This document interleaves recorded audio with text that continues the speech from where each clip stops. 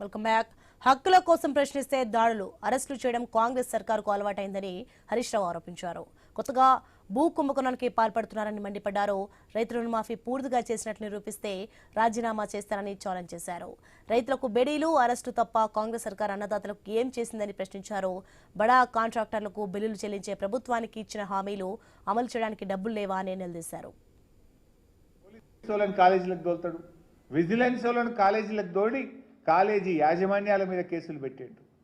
అరే ఆరోగ్యశ్రీ బకాయిలు ఇవ్వండి అని ఆసుపత్రులలో దరఖాస్తు పెట్టి దండం పెట్టి మొరబెట్టుకున్నా నువ్వు కనికరించలేదు.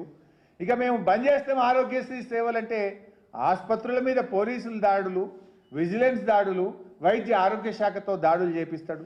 ఎవడన్నా చిన్న చిన్న కాంట్రాక్టర్లు మా బిల్లులు ఇవ్వమని ధర్నా చేస్తే వాళ్ళ చేసిన పనుల మీద విజిలెన్స్ ఎంక్వైరీలు పెట్టిస్తాడు. ఉద్యోగ సంఘ నాయకులు అరే మా డిఏ ఏది, మా పిఆర్సీ ఏది, మా పెన్షన్ బెనిఫిట్ లేదంటే వాళ్ళ మీద ఏసీబీ దాడులు చేపిస్తాడు. ప్రజాపాలన కాదు, ఇది ప్రజా కంటక పాలన, బ్లాక్మెయిల్ పాలన. ఇది ప్రశ్నించిన వారిని పగబడుతున్నారు. అరే మా ఎమ్మెల్యేలు ప్రశ్నిస్తే ఇండ్ల మీద దాడులు, మా ఎమ్మెల్యేల మీద అక్రమ కేసులు, మా ఎమ్మెల్యేలకు ఎవరికైనా కాలేజీలు ఉంటే వాళ్ళ అనుమతులు ఆపేయడం, వాళ్ళ మీద దాడులు చేయడం, ఎంక్వైరీలు వేయడం, బ్లాక్మెయిల్ రాజకీయాలకు పాల్పడుతున్నాడు రేవంత్ రెడ్డి గారు. ఇది ప్రజాపాలన కాదు, ఇది బ్లాక్మెయిల్ పాలన. ఇది ఏ ఊర్లోనైనా సంపూర్ణమైన రుణమాఫీ అయిందేమో అడుగుదాం. అయింది తక్కువ, రుణమాఫీ కాంది ఎక్కువ. సిగ్గు లేకుండా ఇంకేందో ట్వీట్ పెట్టిండు. అలా ట్వీట్లా రాసిండు, నేను రుణమాఫీ చేసిన రైతుల ఇది రుణ విముక్తి చేసిండట. ఏం చేసినావు నువ్వు?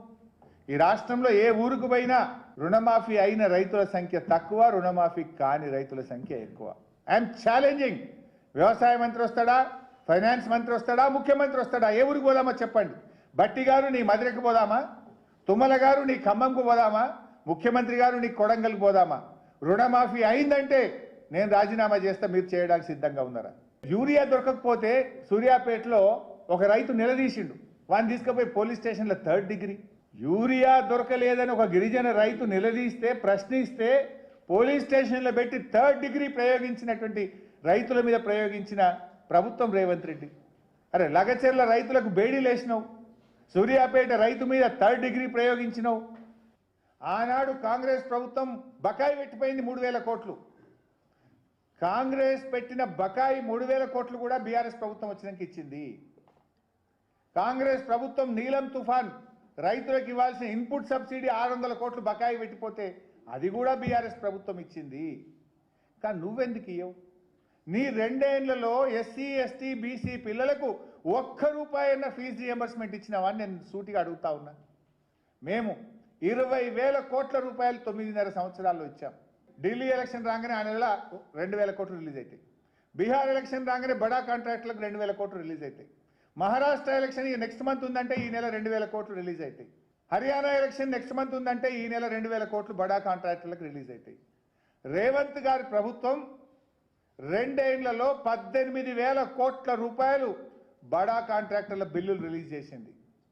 ప్రతి బిల్లుకు 20% కమిషన్, 30% కమిషన్ తీసుకున్నారు. బిల్లులకు కమిషన్లు తీసుకోవాలి, ఢిల్లీకి మూటలు మోయాలి. 18,000 కోట్లు బడా కాంట్రాక్టర్ల బిల్లులు ఇవ్వగలిగినవు కానీ మా ఎస్సీ, ఎస్టీ